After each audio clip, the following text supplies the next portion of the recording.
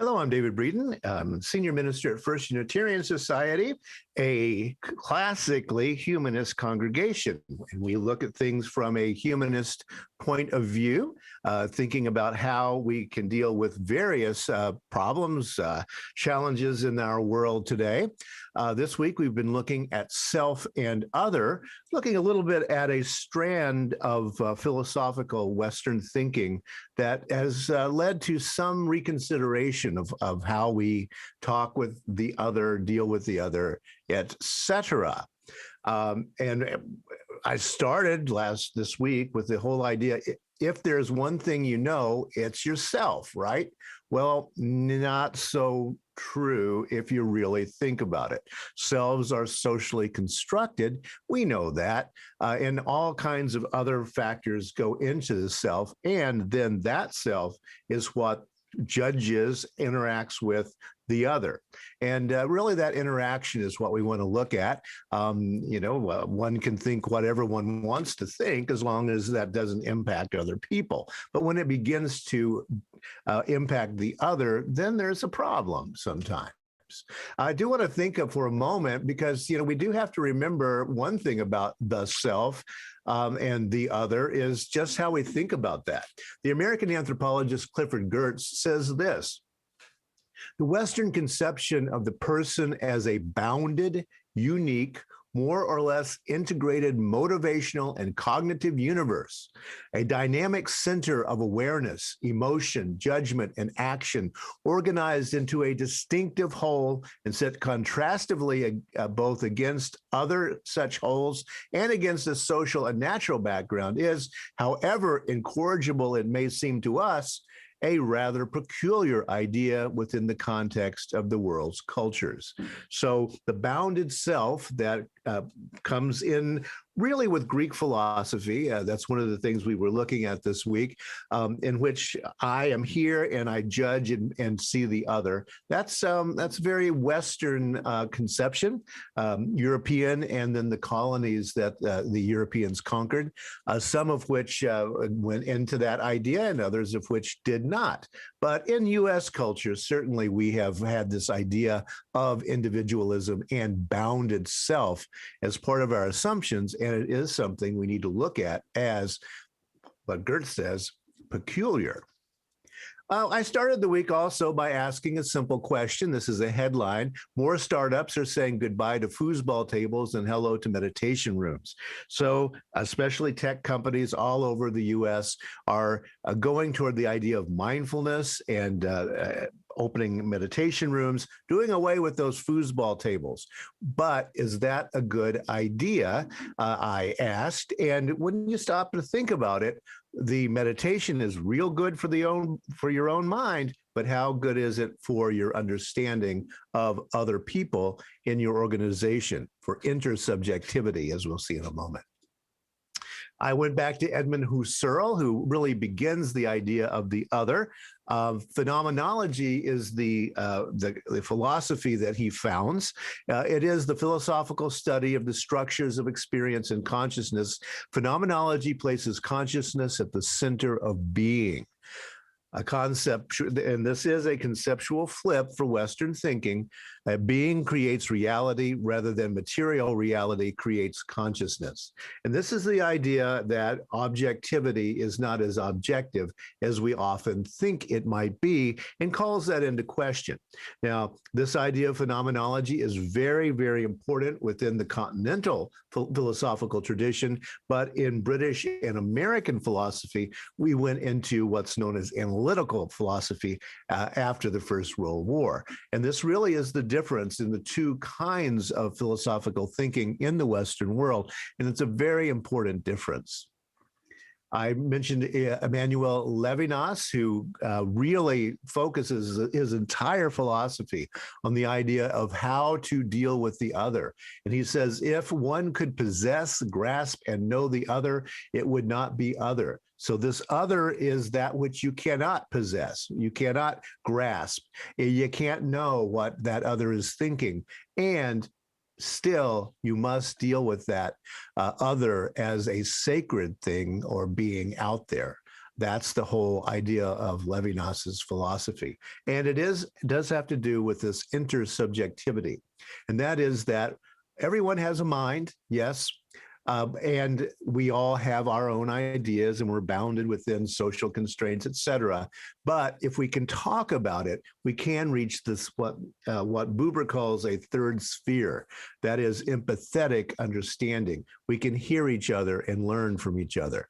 That's the idea there. And, we have this saying in popular American culture, two heads are better than one, two brains are better than one. The idea here is that the intersubjectivity between those two brains can create a third thing that is better than either of the single bounded individuals could have done. I shared with you yesterday some of the work of Simone de Beauvoir, her saying, man is defined as a human being and a woman as a female. Whenever she behaves as a human being, she is said to imitate the male. As I said, Simone de Beauvoir is one of the central figures in bringing this very philosophical idea of the other into more mainstream thinking. And that's why we use the term today in American discourse. Notice that you can plug several things into what she's saying. You can say, white people are defined as human beings, whereas Black people are not, right, are treated as African Americans, et cetera, et cetera. And when they behave as like white people, then they are considered to be human. You get the idea that there is the standard out there that forces the other to be what it wants it to be. That's why we call it white supremacy, is the ideas that whiteness defines what self and other is in Western European and American cultures. So very, very important idea. And it's why we still have ads like this today, dark or white, you are beautiful. We have to have those because whiteness is still considered to be that which is the norm, and blackness, brownness, it then is the other. And as long as we're thinking that way, we are going to have some serious problems and cause individual human beings some serious problems. I also mentioned yesterday the existentialists who gathered at Les Deux Magots in Paris, France. The central figures there were Jean-Paul Sartre and, yes, Simone de Beauvoir.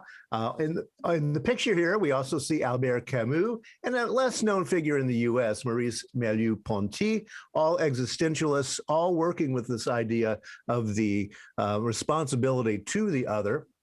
You will notice that this book starts back with Edmund Husserl, now you know, Martin Heidegger. And so, if you want to find out how just after the First World War into the immediate aftermath of the Second World War, Europeans were thinking. This is a very, very good book to do that. It's called At the Existentialist Cafe, Freedom, Being, and Apricot Cocktails by Sarah Bakewell. Yes, there was a whole lot of coffee drinking and cigarette smoking going on at the Existentialist Cafe, the main one being Les Deux Magots, which is still there in Paris today. After COVID, you too can go have a croissant and some café au lait there. Now, I do want to mention one bridge character that isn't much considered within the American context, and that is Ludwig Binge Wanger. And he was a Swiss German-speaking psychologist who took up this idea of phenomenology and the other and developed his psychology around it. He was a friend and frenemy of Freud and Jung, and there is a great correspondence between Freud and him going on that really they get at some very important ideas that both of them were thinking about. But Binge Wanger talked about something that's usually not translated, actually, the Umwelt, the Mitwelt, and the Eigenwelt, and that is the world around you, the world between two people or two things, and then your own subjective world. And he talked about how we must integrate those three if we are to be psychologically healthy. That's an important idea. Michel Foucault translated this work into French. And of course, Michel Foucault becomes very, very important in American thought about the other in the 1970s and the 1980s. And the reason this really matters is because it goes into the work of still the most influential American psychologist, Carl Rogers, who said this: "We think we listen, but very rarely do we listen with real understanding, true empathy. Yet listening of this very special kind is one of the most potent forces for change that I know." That's the whole idea, goes all the way back to Husserl, as now I hope you see that we must listen to the other and try to actually comprehend that other rather than just waiting for our turn to tell them why they're wrong. Carl Rogers said, "Man's inability to communicate is a result of his failure to listen effectively." Yes, that's why we have the old saying, you have one mouth and two ears. Use those ears instead of only communicating out of your subjectivity, and maybe you can reach that two heads are better than one. Rogers goes through this idea from reduced defensiveness. When you take those defenses down a little bit, you can get you to increased openness, then increased self-awareness. And Rogers really wants to focus on that idea that you can think better for yourself after you begin to help others listen. You start to listen to others, you get increased self-acceptance, increased self-expression, and again, it's a circle, reduced defensiveness. But you must begin, he argued, with the idea of listening to the other and actually listening, not just waiting for your own turn to tell them why they're wrong. And you've seen this pyramid probably before. It's Maslow's hierarchy of needs is the best known articulation of this. This comes from Carl Rogers, in which he talks about how we build up these ideas. We must have the physiological. We got to have food. We have to have water. We have to have those as a baseline down at the bottom. We have to have safety, love, and belonging. We have to, again, develop that self-esteem that the last circle talked about. And only then can we get at what Rogers called self-actualization. And that term self-actualization does come out of this phenomenological idea of how we deal with self and other.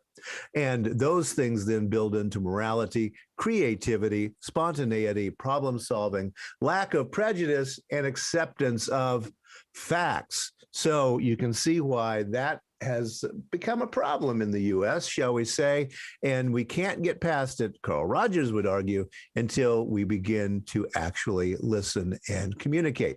How to do that? That's another question. I do want to mention kind of the latest twist on this phenomenological idea of self and other, and that's Judy Singer. And she has coined a term called neurodiversity. She's an Australian psychologist. You can look this up at My Spectrum online and read up a little bit about it. And let's see what she has to say. First of all, neurodiversity, the word that she coined, the range of differences in individual brain function and behavioral traits regarded as part of normal variation in the human population, used especially in the context of autistic spectrum disorders. Not exclusively autistic spectrum disorders, but as a discussion of that. So the range of differences that are actually part of the brain chemistry, if you will.